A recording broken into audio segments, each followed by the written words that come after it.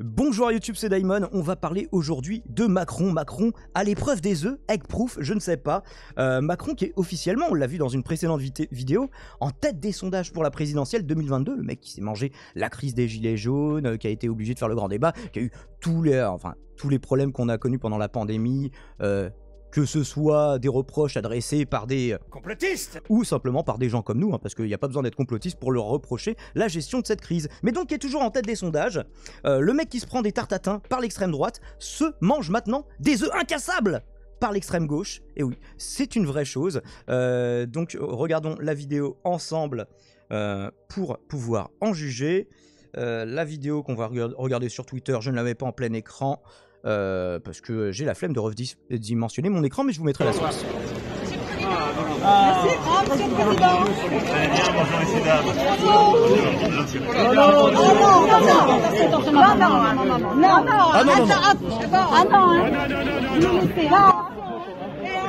Il paraît qu'il a été reçu très chaleureusement. C'était le Salon international de la restauration. Et donc on voit l'individu qui est maîtrisé. Donc je sais pas si c'est à son t-shirt qu'ils ont jugé qu'il était d'extrême gauche. Pour le mec, le gifleur de thym, ils avaient expliqué, il scande des slogans royalistes, il est abonné à des chaînes de droite. Là on nous dit juste, c'est un mec d'extrême gauche, donc bah voilà. Qu'est-ce qu'on sait de cet étudiant, à part qu'il a dit 19 ans, qu'il est auteur donc de ce lancer d'œuf lors du Salon international de la restauration. Et il nous faudra nous contenter de cette information, ou peut-être non information, on verra. Peut-être c'est simplement du déclaratif. Pour le moment, il n'y a rien qui vient l'étayer, mais bon, à la limite, pourquoi pas. En tout cas, ce que je vois, c'est que extrême gauche, extrême droite, on n'a pas le même maillot, mais on a la même passion, jeter de la nourriture sur Macron. Ce que l'on sait, par contre, c'est que le jeune homme a immédiatement été interné dans un hôpital psychiatrique de Lyon. Donc j'ai un article de Sud-Ouest qui vous relate tout ça, si vous le souhaitez. Non, ce n'est pas ça. Voilà, je me suis trompé d'onglet. L'homme qui a jeté un œuf sur Emmanuel Macron a été interné en psychiatrie. Donc voilà, c'est arrivé lundi hier au Salon international de la restauration de l'hôtellerie de l'alimentation, le CIRA à Lyon. La cible d'un jet d'œuf barbarie. Après avoir été rapidement interpellé, le jeune auteur de cet acte barbare, j'ai envie de rajouter barbare, a été hospitalisé sous contrainte ce mardi dans un établissement psychiatrique. Alors j'ai quand même une théorie, à mon avis, soit c'est un œuf dur, soit Macron est à l'épreuve des balles, soit, vous savez, il y avait une polémique sur son costume, il dit ouais mais pour avoir un costume comme ça, il suffit de travailler. Le mec a le même costumier que Batman. Attendez, il a un truc à l'épreuve des œufs. Les œufs rebondissent dessus sans se casser. Il y a une déflexion quantique. Et croyez-moi, je m'y connais en quantique. Je propose des formations en médecine quantique maintenant, c'est seulement 9 999 € la minute, hors taxe évidemment. L'étudiant de 19 ans, donc soupçonné d'avoir lancé, il est que soupçonné, on n'est pas sûr. Mais pourquoi vous l'internez si vous n'êtes pas sûr?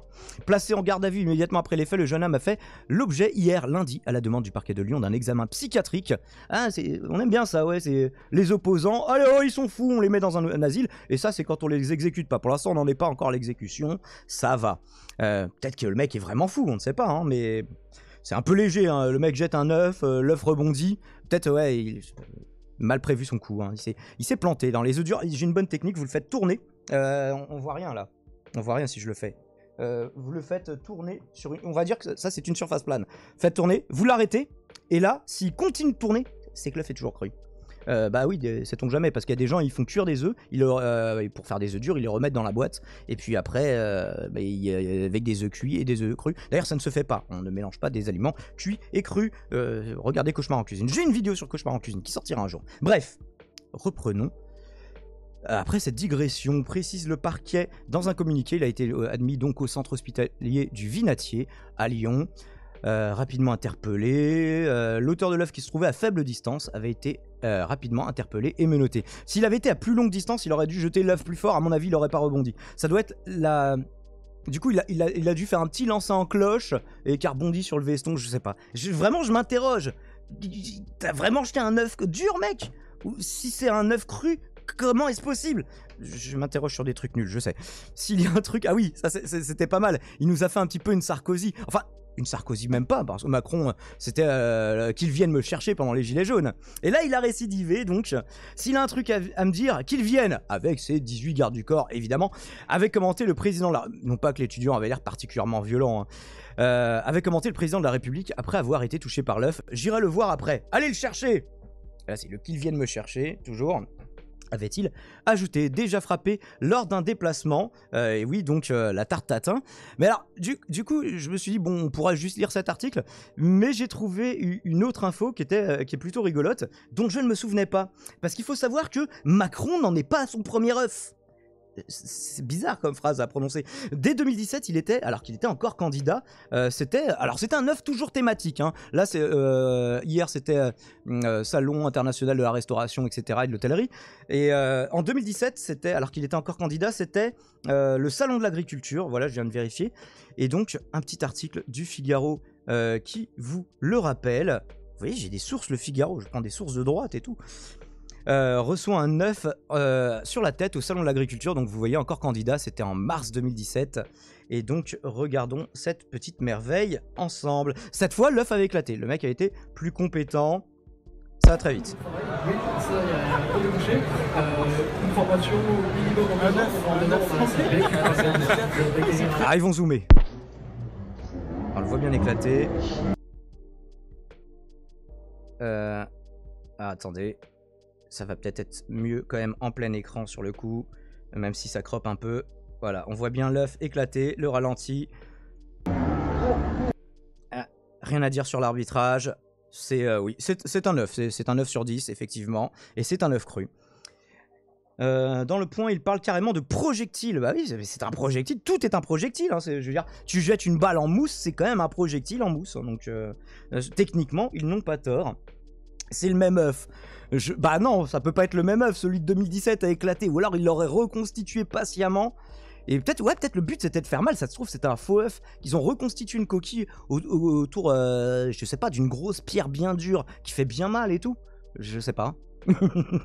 Non, la coquille aurait quand même éclaté. Je ne vois pas d'explication. Sur TPMP, ils vont encore s'indigner, les bobos macronistes. Je sais pas si c'est des bobos macronistes, hein, mais ce qui est sûr, c'est que Hanouna a de la thune. Est-ce qu'il est macroniste, ça je sais pas. Ces chroniqueurs ont moins de thune, hein, ils ont expliqué par rapport aux autres émissions. Limite, ils étaient un peu à la dèche, quoi. Genre, ils étaient payés 180 balles par émission. Alors, moi je le fais, hein, 180 balles par émission pour venir asseoir mon cul et dire de conneries.